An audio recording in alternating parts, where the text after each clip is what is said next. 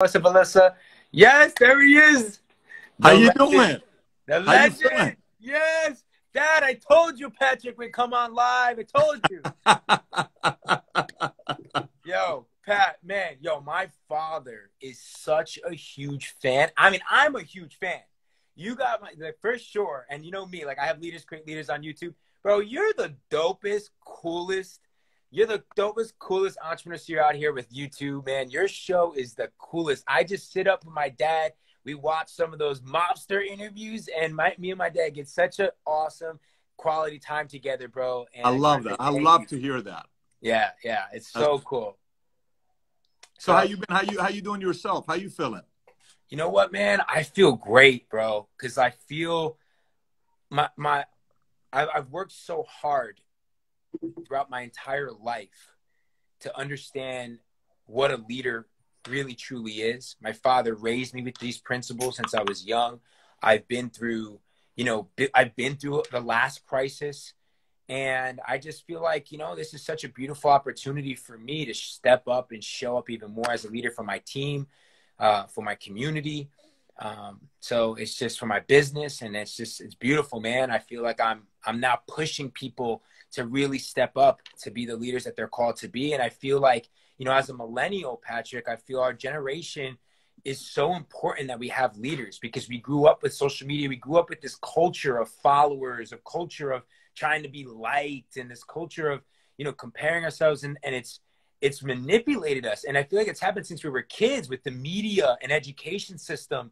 And bro, like right now, more than ever before, this generation, this time in history, this decade, this era is probably the most important decade in humanity, looking at what's happening right now around the world. So the fact that I get an opportunity right now to play a role in this, to help people, especially in my generation, to know what it's like to lead their life is really important to me. And I feel blessed to be in this position. I love it. I love it. I agree. Yeah. Thank you. Well, bro, thank you so much for taking time to be here, man. I look up to you. I admire you so much as CEO. What's up, Alex? I see you. We have a really amazing group here. I guess I have a couple of personal things I want to ask you, and I got some things I just want to ask you also in regards to what's happening. And I guess I'll start with you being one of the most successful, powerful CEOs and entrepreneurs of our time. How do you think right now an entrepreneur CEO can thrive coming out of this current state of economy?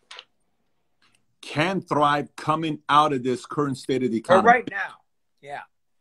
So I will tell you, sometimes when we're places and we're going through things, like, when you're an 18-year-old kid, you go to a nightclub for the first time, or you went when you were 16 years old to a nightclub, and you're around your peers and you're trying to kind of go and talk to the girl or all that other stuff, and all your friends are trying to do everything, and then you're noticing yourself, you kind of get shy when something happens, or your spirit kind of gets confident in a certain area. Maybe you can dance well, and all of a sudden when it comes down to dancing, you kind of have your chin up a little bit, and you kind of like, well, you know what?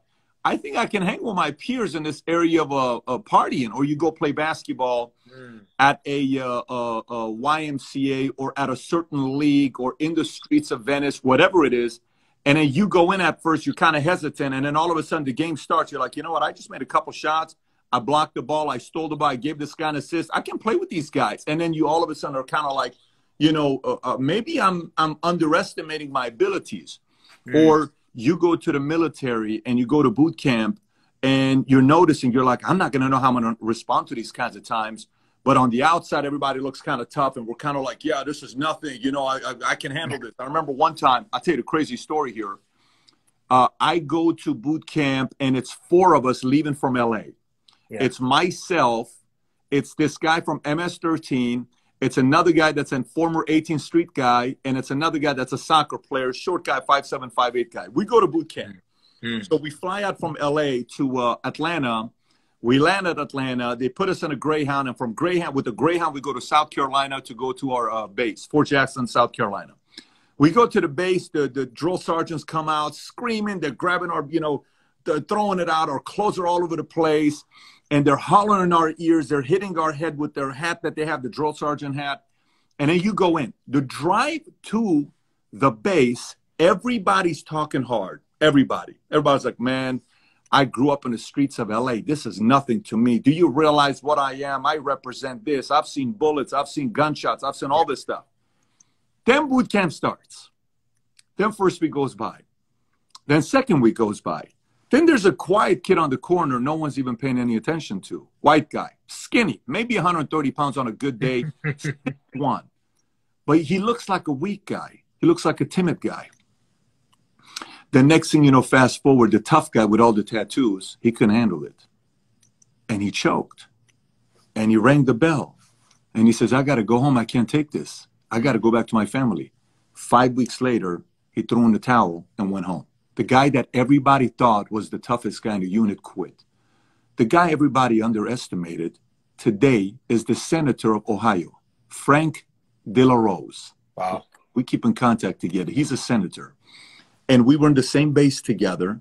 This guy was, I got the chills all over my body. This guy was a quiet guy. We're a year apart. We're on the same floor and would always seem like somebody that wasn't going to be somebody. But when it came down to it, the spirit got bigger and bigger and bigger. What does this all stuff mean? We talk about going to a nightclub. We talk about playing basketball. We talk about being in the military. See, you really don't know who you are until times like this show up. Today, for CEOs to really separate themselves, this is hell week, except it's hell quarter. Mm-hmm. It ain't just a hell week. Hell week is summertime, 85 degrees, 90 degrees in the sun. You're training morning till night. Your body's sore. You can't run anymore. How many more suicides do I need to do? Coach is screaming at you. Your peers are hitting you, the tires, whatever it is you're doing. This is hell quarter. You're about to find out how much you can take control of your imagination. You're about to find out how much you're going to let your imagination sabotage you. You're about to find out how much you're going to be able to control all the news and media telling you that the end of the world is here. And whoever is able to play the mind game and the emotional game today is going to be seen as a leader amongst their peers, is going to be seen as a leader amongst their teammates, is going to be seen as a leader amongst their family. And 3, 6, 12 months from now, whenever somebody looks for a crisis leader, whenever somebody looks for a wartime leader, they're going to say, you know what, that person's got it. So when you ask that question, I think this is more of a hell quarter for everybody as a leader to consider if you can really hack it during these times or not. Because if you can, when this thing goes by, I tell you, we are going to see some of the biggest rock stars that we've never seen before because they could handle it during times like this. If you can handle times like this, when your company's about to go out of business, everybody chokes, you ain't going to go through it. When your enemies are coming after you, you're not going to go through it. When people are talking behind your back with defamation of character, it's not going to bother you. So these are some of the best training grounds we could be going through right now. I love it. So Patrick, where were you during the last economic recession? Where were you? Who were you as an entrepreneur back then? Were you, what kind of business and where were you at in a mindset perspective versus now? That's such a great question. So I got out of the military June of 99. And then a day before 9/11, I start working on Morgan Stanley Dean Witter. So I go and become a stockbroker, but a day before 9/11. So it's 9/10, it's Monday. The next day it's 9/11. And Gerard, I'm supposed to go to New York to the World Trade Center because Morgan Stanley's headquarters is at the World Trade Center. So last minute, they changed the training. They sent us to Mark Hopkins Hotel in San Francisco. They did training there in San Fran instead of New York. When 9/11 happened, my broker, Dave Kirby, sat us down in the morning. And he says, let me tell you guys this much. The next 3 years in this industry, it's going to be very difficult. He says, no one's going to want to buy from you. No one's going to want to buy stocks right now. People don't want to talk to you. Everybody's afraid. It's a war. That's a true black swan because that was a surprise. Nobody was expecting something like that to happen. That's never happened to America before. The pandemic is more like a white swan because we've been through SARS or, you know, some of these things in the past. Right. So everybody was shocked, and I had no idea what to do. I looked around, I'm like, oh my gosh, I don't know what to do, man. Everybody, one by one, everybody was quitting and everybody was leaving to get a regular, say, bank job. They're like, I'm not going to be a broker working for commissions. I'm out of here. And then I stuck around and I watched everybody and I watched everybody and I watched everybody. Next thing you know, I went to, I left Morgan, I went to Transamerica. During that period, I lost everything. I'm $49,000 in debt. Morgan Stanley is not giving up my license because they spent a year training me, so they wouldn't give up my securities license, my Series 7 and 66 to leave. Yeah. I was selling T-shirts. You can actually see the video on YouTube. I was selling T-shirts on the corner of Reseda and Nordhoff, right next to Cal State Northridge. I would take my shirt off because I had a decent physique, and I would stand in the corner. I'm not even kidding with you. I would stand in the corner. I had 2 shirts I was selling. One of them was United We Stand, which I sold for $10, and the other one I had was Osama Yo Mama. I was selling for $20. Oh, that's good. That's and good. if you bought both of them, I sold it to you for $15. So I did that. I would buy these T-shirts for $2, and I would sell it for $15. So that kind of helped me survive. And then the next time in 2008, you know, when the mortgage crisis took place, it was my biggest year of my career because at this point of the game, I was prepared due to 2001. Yeah. Wow. So powerful, man. I just commented, like, the come up is real. Who here, like, comment below, you know, if you know that feeling, right? Like that feeling of like being at that rock bottom moment, but doing whatever it took, being willing to do whatever it took. You know, and I've been there at those moments in my life as well. Because like back during the last recession was when I lost everything. It's interesting because you mentioned stocks. I was a marketer for publicly traded companies. I would help them to tell their story. So I would go and look for small cap publicly traded companies that were these innovators. And I would help them back then, before we had social media. I was helping them get written in blogs. I would help them with email marketing, pay-per-click ads, anything I could do to help their story get heard by investors. We called it investor awareness. It also was known as like stock promoters in a sense, right? And when the economy crashed, I was like, before it did, I was like this kid who had it all. I was buying sneakers. I was making it. I went from getting my first client for $500. I would stay up till 4 a.m, just like, I was obsessed with like reaching out to companies, faxing. I used to fax back then, CEOs to say, give me a shot to tell your story. Got my first client for $500, grew that to $10 million agency by the time I was 24. The economy crashes, and I now no companies want to hire for investor. Like no one wanted to spend any money, any publicly traded company. I had put all my money in the stock market, lost it all, and I was stuck with nothing. And I remember talking to my mother, who helped me to learn to bounce out of that and say, listen, you can lose all the money in the world, but they can never take this and they can never take this. Go out there and do it again. And that's what got me to be inspired to start making documentaries around the economy. And, you know, and there was the birth of EliteDaily.com, which then became the #1 millennial publication in the United States. So it's like right now, each one of you right now has this opportunity to step up right now and lead and create that vision and start not looking at all these outside circumstances and blame, but really step into what can you create right now? How can you step up and create something that's needed and solve a problem in the world right now so that you can become a CEO and a leader like Patrick, right? So Patrick, what are some of your favorite or some of the business principles that you live by currently right now? To me, it's alignment. Alignment's at the highest level. So, you know, one day I sat down, I'm on a flight, and I have a 5.5-hour flight. I took a piece of paper out, and I started writing questions for myself. And I said, so write down the most difficult time of your life. And I started writing them down. So write down the people that have believed in you the most. I wrote them down. Write down the people that have been your biggest critics and haters in your life, that have hurt you the most. I wrote it down. Write down the defining moments of your life. So I wrote it down. I'm like, okay, so I'm looking at this point again, person sitting next to me, I'm covering myself because I got emotional. And I'm like, I don't want this person to look at me because, you know, you got some pride. You don't want to show somebody on a flight, what the hell is this guy crying for? Oh, wow, yeah. Careless whisper on the, you know, on your phone, you know, you're thinking about a girl. And I'm like, no, I'm actually thinking of my life. But I took a sheet of paper and I wrote out the values and principles I want to build my life on. And that became the journey of what values and principles I wanted to build my life on as a friend, as a business partner, as a businessman, as a leader, as a parent, in every possible way. Then anytime in my life, Gerard, I have swayed away from values and principles that matter to me the most, I've been very miserable. Yeah. And anytime my values and principles match my behavior and how I live, I've been very effective. Yeah. So I think the biggest thing is, one, not compromising your values and principles, regardless of doing business with people, regardless if you're bringing a investor in, regardless if you're hiring a new executive, regardless if you're going into business with somebody, don't compromise your values and principles. And then outside of that, I have some basic principles, which is, I was doing a webinar early this morning, and one of the guy asked me, he says, where does your confidence come from? If you compete, what do you compete in? I said, to me, I don't compete on how big you are today versus me. Meaning, if I'm coming up, I don't look at another person and say, oh my gosh, look how much farther they are from us. I only compete at who's grown at a faster percentage today. That's my competition. I don't compete in a league. You're running $1 billion company. I'm running a $50 million company. I can sit there and think about it all day long. I'm going to be depressed because you're 20 times bigger than me. Yeah. But if I look at this and I see I'm growing at a 75% rate and you're going at a 3% rate the last 9 years, listen, eventually we're going to catch up to you. So it's about the principles of improvement. So outwork, out-improve, out-strategize, outlast, which is the last one we don't figure out because you never know who's got the most stamina in the game because most people cannot handle the mental and the emotional torture, the stamina. And you got to have courage, wisdom, tolerance, understanding. And the two things I teach my kids every night is never bully anybody and also don't get bullied. That's pretty much some of the principles I live by. I love that, bro. I love that.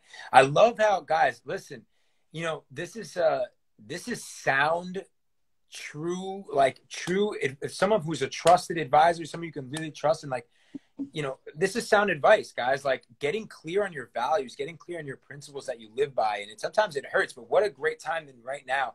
And I really feel like, I don't know about you, Patrick, like if there have been these values that were instilled in you at a young age from your family, and how important family is to you. I want to talk about that.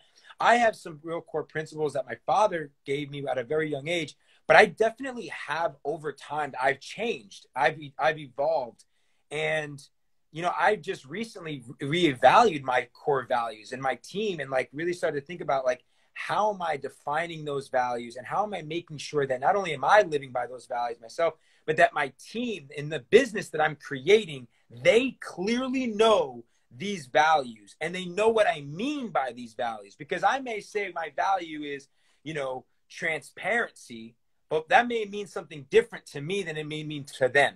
And sometimes you got to be really clear to define these values and then make sure that everybody on your team inherits those values and that those values are being, you know, really lived by your team and by your customers and community. Like, so for me, I've just reevaluated recently what those are. Have those evolved for you over time?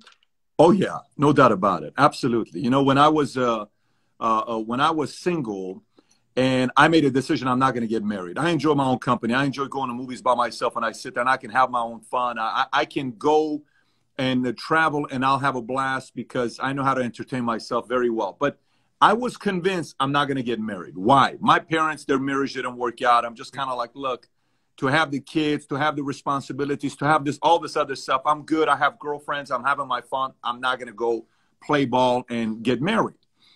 And then one day I'm sitting and I'm talking to my dad and I'm realizing I'm the only Bet David out there. So in order for this Bet David generation to continue, there's not a lot of Assyrians out there. Maybe it's a good idea for me to kind of go out there and figure this thing out. So I get a hold of a book called 101 Questions to Ask Before You Get Engaged. And I think I told you about this one time when we spoke about it when you were out here in Dallas. Yeah. I got a hold of this book, 101 Questions to Ask Before You Get Engaged. And at that time I was talking to 4 girls at the time. I gave the book to everybody. And once I went through the questions, there was about 50 questions that mattered to me. I gave the book to everybody. We sat down and we went through the questions. And I said, I can never be with her. I can never be with you. I can never be with her. We can date, but I can never marry you. Never in a million years. Because I went through those questions. Right. I also really couldn't be married to me. Here's what I mean by who couldn't be married to me. I knew that certain cultures were not going to do well with me because I'm not the 9-to-5 guy. I'm not the 8-to-5 guy. I'm not going to be at home every night. Last night, I was at the office at 7 o'clock in the morning last night. I got home at 1:30 last night. I'm not at my house. I'm at the office right now. Yeah. Here we're working. So Love it's that. not like we sent 80 of our employees home and we got 20 of them working right now because we got a lot of projects that we're working on right now. So I knew who could say, I could be with you. No, you can't. Yes, I can. I promise you, you can't. No, I'm telling you, I would make it work. No way. One of the best advice I ever got about a relationship was women marry men hoping they can change them and they don't. Meaning, women marry men hoping they'll change and they don't. Men marry women hoping they stay the same and they change. And this was given to me by a pastor. Very random advice to give to me, right? Is that good advice, guys? Let me tell you. So this guy gives me the advice, and I was actually talking to another girl at that time, and he says, look, whatever it is today, if you don't like it and you can't tolerate it, it's going to get worse. So if you can't handle it today, make the decision, and don't be the selfish person to try to make it, and you're going to have problems later on.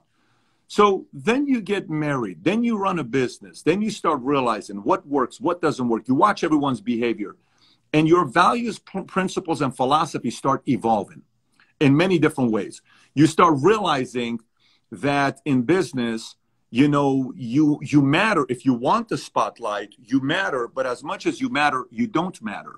You realize that, yes, you may be the CEO and you got this fancy title and everything else, but the reality behind closed doors, CEO really means everything's your fault. Yeah. It's not as fancy as you think it is behind closed doors. If you think everything is everybody else's fault and you're not taking responsibility for it, then next thing you know, nobody wants to work for you. Nobody wants to be around you. Now you can't keep type A personalities. Now you can't keep tens in your company. I was reading a book by this private equity guy who's one of the biggest private equity guys in America. And he said, for the longest time, I was building my company on recruiting eights. And he says, you can build a good company having a lot of eights. He says, nines can do great things in your company. He says, but if you start recruiting and retaining tens, now you become the best of the best. I used to be good at getting sevens and eights, and then I made a decision to go to the nines and the tens. So in order to keep the nines and the tens, you must change to attract them, and even change even more to keep them. So it's a process to go through. So it is a lot of work, but it's a blast going through it. Yo, that was fire. I need to watch that one again. Guys, comment your #1 top core value. You know, Patrick, so you've interviewed, I mean, I'm telling you, bro, you're and I mean this, you're my favorite YouTube channel. I love your interviews. Yo, I'm telling you, I'm going to be the same. I'm growing up. I'm going to just start wearing my suit and tie as I get older, like do my interviews. But like, you got such a cool vibe, man. And I just want to know, who are your top 3? I know I'm sure you love everyone you've interviewed, but who are like the top 3 interviews that have really touched you, man, that have really like impacted you and that you enjoyed? Kobe Bryant has to be at the top. There's no question about it. Kobe Bryant was at the top. And not only just because of the interview, but because of how we connected for the hour prior to doing the interview and then what happened afterwards. If our conversation, if we don't spend an hour and a half in a boardroom together, that interview is not the same. No way in the world. When Kobe and I spend that time together, obviously at this point of the game, everybody remembers the day we heard the news when Kobe Bryant passed away. Let me put it to Kobe. Everybody comment a heart for Kobe. I mean, you know, I'll tell you a part about Kobe that I got the chills all over my body. We're at seasons 52 when Kobe dies, okay? And I get text messages. I'm like, there's no way in the world. I said, this is an ugly prank. It's another one of these Paul Walker pranks people are playing. I don't like this stuff. And then CNN reports same with me, Kobe Bryant. And then Fox reports. And I'm like, what? So I'm looking at this. My 6-year-old son is sitting next to me, and he knows how to read at this point. He says, Daddy, did that say Kobe Bryant died? I said, yes. Oh, man. Look what he says. Gerard, look what he says. My son says, Daddy, Kobe, my friend, died? The kid says Kobe. You know why he said Kobe, my friend, died? Wow. Because when Kobe was there an hour before, he spent 15 minutes talking to my 2 sons and my nephew, and he spent another 20 minutes talking to my wife. Wow. The way that guy was off camera is a whole different story. I was so impressed by him purely by off camera. So Kobe's on that list. President Bush is on that list. Even though that interview is at the Library of Congress, we could never go live with it because he didn't want that interview to be live. We have it, but we can't publish it ever. Or else you're going to have the White House coming after me, or, you know, the government coming after me. I can't do that one. Sammy DeBolgravano has to be one of those. That was the dopest interview, bro. It has to be. That was the dopest interview ever. Two-part series. Yeah, well, we got some other things. If the pandemic wasn't going on, we had some real crazy stuff coming out with Sammy. We were working on a pretty big project we were working on. But it'll come out soon once everything goes back to normal. You learned so much from the mobsters. Yeah. You know, who would have thought? You get all these leadership skills. I mean, the thing that I loved really was like, I loved how much you learned the art of persuasion, like from a sales standpoint, like the way that you making someone else think that they win, you know, like his whole mindset of how he got John Gotti, you know, and I was like, wow, it's brilliant, you know. Very interesting guy. First time he and I spoke, he had just gotten out of prison. We got on the phone together, and I said, hey, you know, I'd want to be able to talk to you about doing an interview. He says, interview? I don't talk to the camera. The last time I did an interview was with Diane Sawyer. What makes you think I'm going to do anything? He went off for an hour and a half with me on the phone long story short, we met together first time in Phoenix, and we went to this one place. We went to the back. 2.5-hour conversation led to another conversation, and a year and a half later, we finally did the interview. I'd say the other interview that was also very interesting was Carlos Mencia, because it was a different kind of an approach we took on trying to get Carlos and Joe Rogan to be on the same room together. Yeah. If you haven't seen that one was a very challenging. I didn't see that one yet.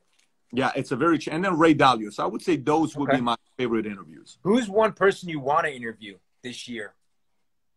Coming on your hit list. The people I want to interview, I wouldn't mind interviewing Putin. I wouldn't mind interviewing the CEO of Huawei. I wouldn't mind going there and interviewing them to kind of see where they're. I wouldn't mind interviewing Maduro. I wouldn't mind interviewing some of these guys because I have some questions I want to ask them. And then obviously you got a lot of these folks on the business side that, any of these luminaries out there, I'd love to interview them. Yeah. So how do you prepare for your interviews? I always think that one of the reasons why I love your show is because you just show up. It's caused me to really move the bar up of my standard of how I prepare for interviews. But what's your process for preparing for an interview? So, the whole format that 6 years ago when I was thinking about creating content, 7 years ago when I was thinking about creating content, I went around to see if I really want to do this. Okay. If I really want to do this, because it's work. Don't get me wrong. I run 2 companies, man. I run, the insurance company with 14,000 agents, 130 offices, investors, attorneys, lawyers, carriers, and I run Valuetainment, which is scheduled content, interviews. It's a lot of work, and I got 3 kids, wife, so it's a lot of stuff you got to do. But 7 years ago, I said, let me see if I want to do this. And then I went and I saw formats. This is how you do podcasts. Here's my 15 questions to use. All you need to do is just take my questions and ask the same questions, and you can do 4 interviews in a single day. And I said, that's not how I would do it. I can't do it that format because that's vanilla. I don't like vanilla. I like, strawberry sorbet. That's slightly different than what other people want to do. I like certain flavors, a banana split. Anyways, long story short, I said, I'm going to do it in a different way. So if I do an interview behind closed doors, there's probably several hours of research taking place before I sit down with the person I'm interviewing. So it's not the standard questions. And I'll typically, if you see my interviews, I'll typically have 5 to 10 pages of notes on the desk that I go through one by one, and I try to hit up all the topics. So, but it's a lot of research that happens behind closed doors. Yeah, I noticed that, and it's phenomenal. Thank you for doing this work. I know how hard it is, especially when you are a real CEO. What do you feel is the power of being a thought leader? Like, do you think that, if you are a CEO of a company, I deal with a lot of CEOs that fear doing this thing because they look at personal branding and they look at, being an influencer, and they're just like, you know what? I don't think they necessarily see how it can actually grow their business or how can it grow their fulfillment and impact. What would you say to a CEO right now that, does want to leave a legacy, does have a message that he wants to share, wants to build a movement, but doesn't see how to do it where it will bring value to what, he or she is creating with the business? I'll ask you the simplest question. How much money would you give to have hundreds of hours of content of your grandfather? How much would you give? Let me ask that question one more time. How much money, Gerard, would you give to have hundreds of hours of your great-grandfather telling you about the lineage of your family? What would you pay for that? What would I pay for that? I never spent time with my dad's dad. I don't know what he thought. I don't know how he was wired. I don't know who he is. Bro, if I had 50 hours of content on my grandfather on YouTube, I would devour the hell out of it. Oh my God, yeah. So forget about the whole idea of creating content for becoming an influencer. Just think about it. One day, you're no longer here. You got your great-grandson who wants to know who his great-grandfather was, and he binge watches on your episodes. Yeah, that's cool, right? That's my granddad. So that to me is the pinnacle. So if you ain't going to do it for your business, if you ain't going to do it for anybody, create content because one day your kids are going to watch to see what you were. It's the ultimate method of journaling yourself because you're able to go back and kind of feel and see all the stuff that's going on. So that's that part. Now let's set that part aside. If that doesn't convince you, the other stuff is maybe monetary. On the monetary side, you have an edge. It's an online resume. If somebody wants to know who I am nowadays, they don't need to go look at my resume and my LinkedIn. They just go on YouTube and watch a couple hours of content. They say, I like this guy. Or they say, I don't like this guy. I don't like, you know, they're right. He is kind of a, you know, hard charger. He challenges people a little too much. He's not my kind of a style. Or, you know what? I like this guy. He's my kind of a style. So creating content today gives you an advantage that we never had before, because today, the idea of becoming a celebrity is no longer a big deal today. Back in the days, the celebrity folks were the only people that got the right managers, the right movie producers that put them in their movies, and those guys were controlled by all over the place. I don't know if you saw the skit that the comedian Ricky Gervais did, the 8 minutes. If you've never seen it, if you go on Ricky Gervais' Twitter account and you watch that video, got like 100 million views on Twitter.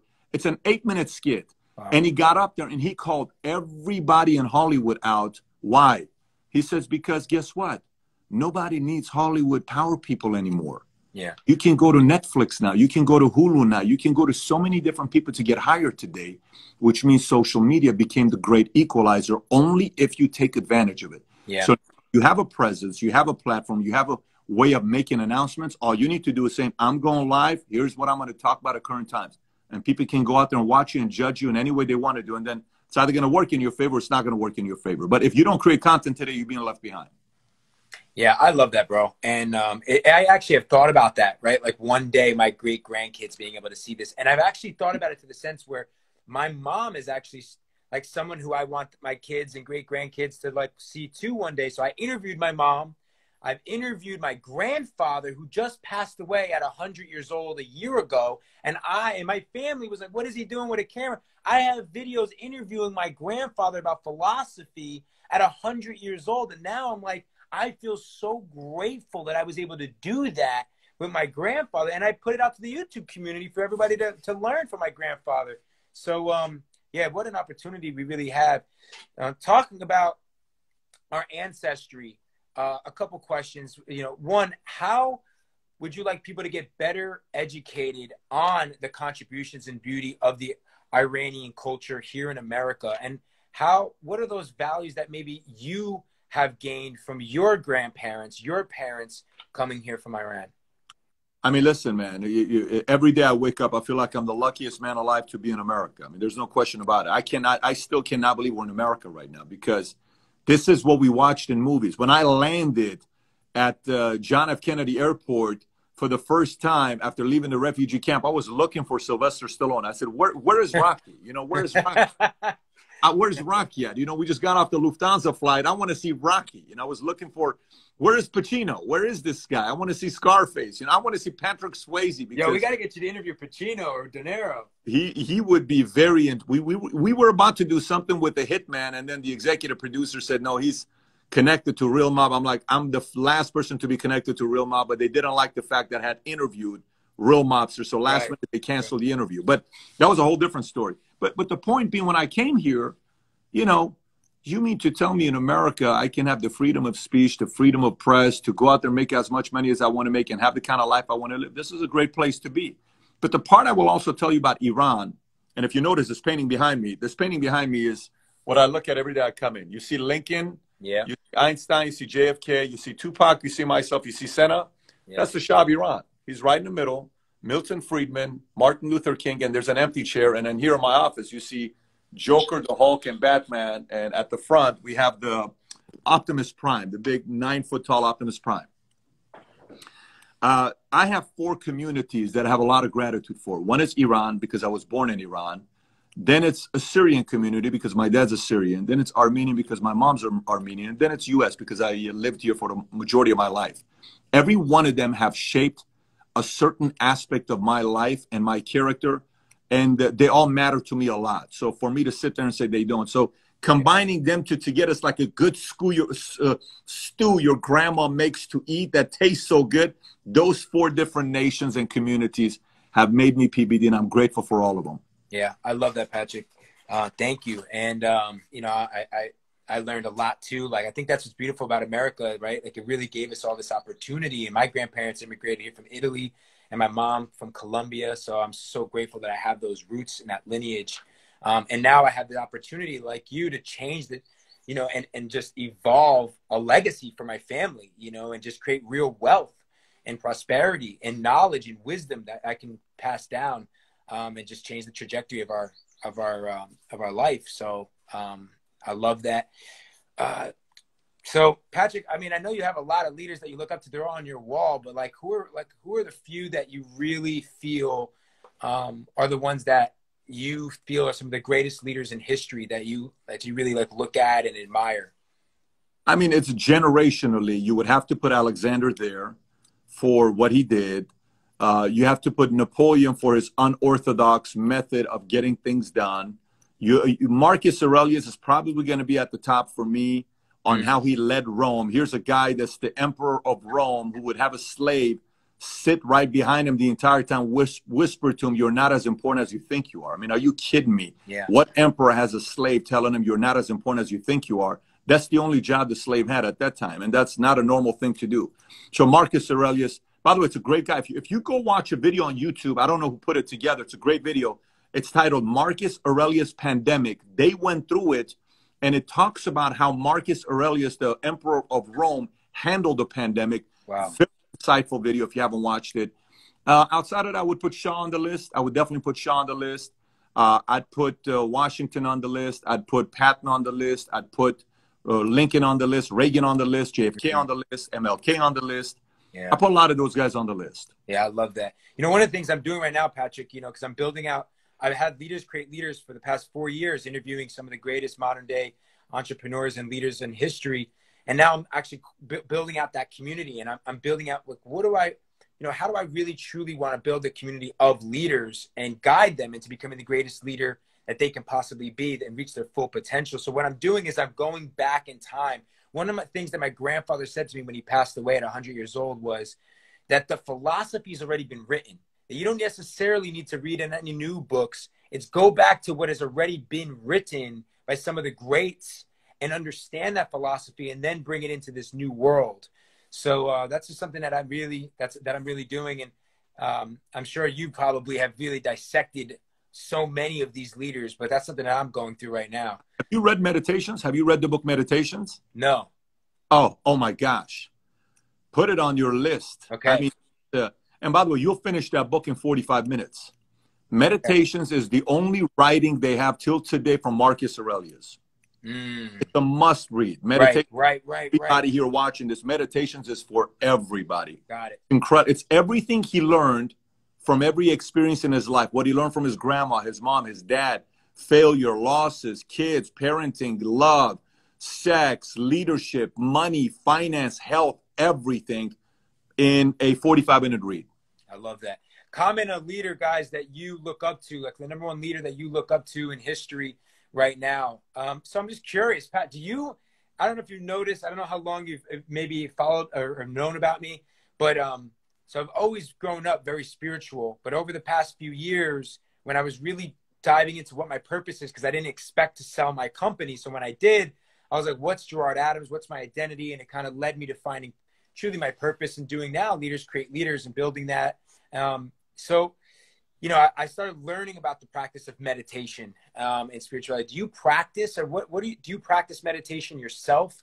What are some of the daily rituals that you do to get you fully to have the ability to be the leader that you are at your, in your life for a family man and business?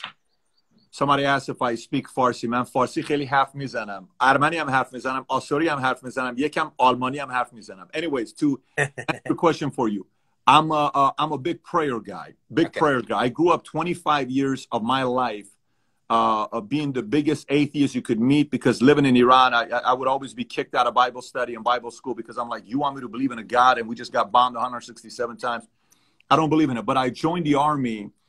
And when I joined the army, I was invited to this one camp because I had the third highest PT score during boot camp. And we went there, and I went to this one camp, and after this camp, we had to stay 30 minutes for a guy to do Bible study. And I would sit in the back and I would play pool, and I wouldn't listen to anything he would say. At the end, it was done. The guy pulled me aside. He said, "Son, can I talk to you?" He was a 75-year-old man. I said, "Sure." He said, "I got this book back in 1974 Christmas. It was given to me by my parents. I think you need it more than I do. And he just gave me the book. I said, no, I don't need it. I'm good. I believe me, I grew up in a strong family. I'm an atheist. He gave it to me. From that day on till today, I pray 3 times a day. And here's what my prayer sounds like. God, I don't think you exist. I think it's for people who think they need God. I don't need it. But if you're out there, great. I'll have a conversation with you. If you're not, I'm talking to myself. I'm a fool, which is good as well anyways, because I enjoy talking to myself. And I started from that approach. And then things started happening to my life. So I'm a big believer of prayer. Some call it meditations. I'm a big believer of prayer. It's worked for me very well. Yeah, I love that. You know, I pray every day, and I also meditate, which has been like a really beautiful practice for me to just reconnect just to myself and my breath, and just allowed me to build up even more resilience. But I agree, man. I've been praying my entire life. All right. Well, I mean, one last thing, I want to respect your time, Patrick. I really appreciate you so much, the work that you're doing in the world, how you show up every day. I would love to invite you onto season 6 of Leaders Create Leaders. If we can plan it, I'd really love to have you. The whole season of this season is around leaders that have built movements. And that's something that you have done around your business and just around Valuetainment. So I would just love to invite you onto season 6 and see if you'd be open to doing that interview. And then just offer you to give any advice about someone right now that may be out there that is a young entrepreneur, CEO that really wants to step into being the most powerful leader that they can be. What would be some advice that you would give to them right now? Put a lot of energy and effort into things you have control over and nothing into things you do not. You know, I spoke to a guy again this morning who was panicking. I called him. I said, I want to look at your face. He says, why my face? I said, just FaceTime me. And he FaceTimed. I said, look in my eyes. And we're looking at each other. I said, you look scared. I'm not scared. I said, why is your voice cracking? I'm not scared. What are you scared of? Tell me what you're scared of. And we had a conversation together for 45 minutes on what he was scared about. I said, are you God? He says, what do you mean? I said, why are you acting like you're God? I don't understand what you're saying. Can you solve all of the world's problems? No. Why are you thinking so highly of yourself to think that you're responsible for solving every one of the world's problems? Do you sit on the board where you work with Anthony Fauci? No. Are you somebody that's an expert in pandemic viruses or biowarfare? No. Do you have any influence with Trump? Like, can you text him and tell him, hey, man, when are we going to get the stuff together? No. Are you sitting on the Democratic National Committee or on the Republican side? Or no. So why are you spending so much time thinking about stuff you have no control? The biggest advice I would give to people during a time like this, turn off all of your news notification, all of them.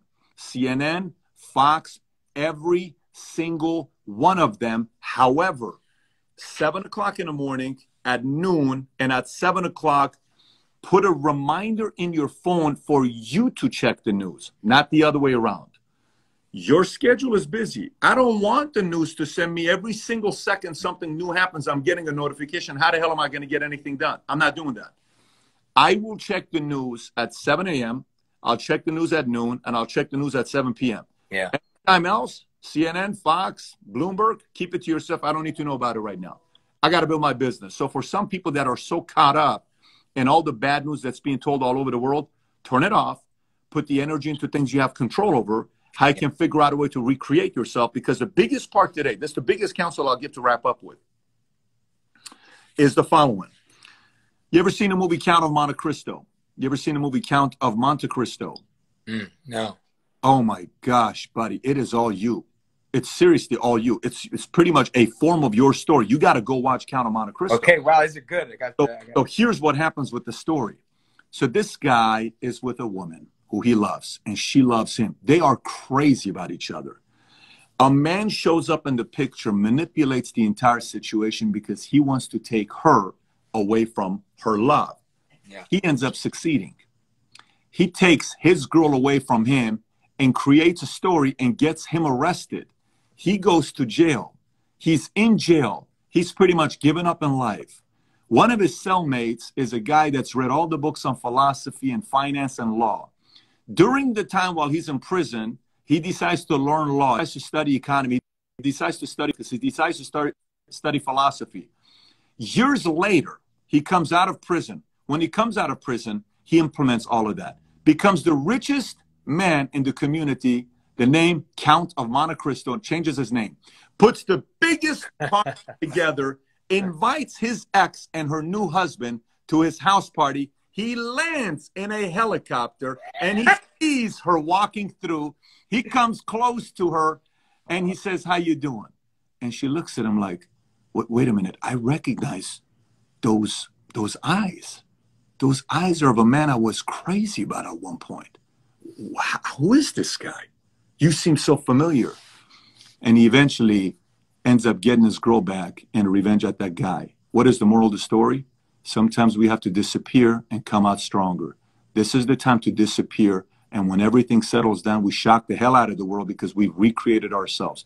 You go from the 1.0 version up to the 2.0, 3.0, 4.0, 5.0, to the point where no one recognizes you. So it's a great opportunity today to recreate yourself and be your own form of Count of Monte Cristo. So powerful, bro. I can't wait to watch that. Thank you for sharing that. That's what I plan on doing. I'm just taking it to a whole nother level. I hope everybody that's watching this right now, you get inspired right now so that you can come out of this and, you know, stop allowing the media to control you. I mean, half of it is too political anyways and not even intellectual. Like, actually start to take control of your life, take ownership of your destiny.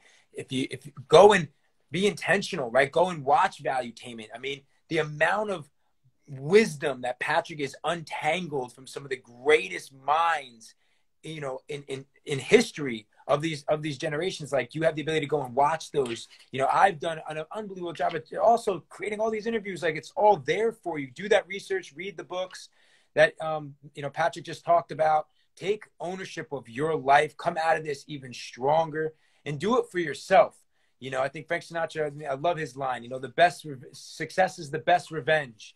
You know, so you owe it to yourself right now to kind of get yourself out of the noise, get yourself out of being distracted every single day. Sit down and get back to the principles that we talked about earlier, your core values, your foundation of what your vision is, you know, and the truth hurts sometimes, but get down to your truth and know that, you know, today you have access to everything that you can ever need in order for you to go out there and succeed. You know, when Patrick was becoming an entrepreneur, even when I was becoming an entrepreneur, I didn't have the ability to jump on a live stream like this and learn from a CEO like this. I mean, so you have no excuse but to go out there and do the work and to implement the sound principles that are out there that leaders have gone out and put out there for you to be able to read and digest. So, Patrick, thank you for taking time today. I look forward to connecting with you on a deeper level and continuing to have your leadership, your mentorship. I really appreciate you, bro. Thanks for everything that you do and who you are. Anytime, brother. Thanks for having me, man. All right, cool. Later, bro.